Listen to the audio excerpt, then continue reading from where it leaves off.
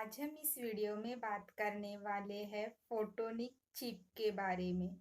यह सिलिकॉन आधारित चिप की तरह ही होती है, लेकिन सूचनाओं का आदान प्रदान करने के लिए बिजली के बजाय प्रकाश का इस्तेमाल करती है।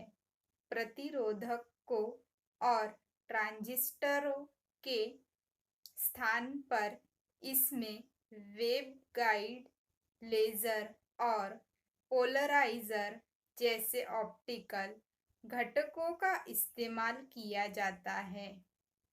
फोटॉन विद्युत आवेश नहीं रखते और प्रतिरोध से प्रभावित नहीं होते हैं।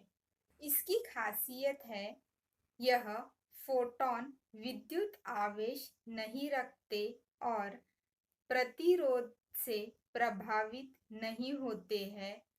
इससे न्यूनतम ऊष्मा पैदा होती है जो फोटोनिक चिप को 6G AI व क्वांटम कंप्यूटिंग जैसे अनुप्रयोगों के लिए उपयुक्त बनता है।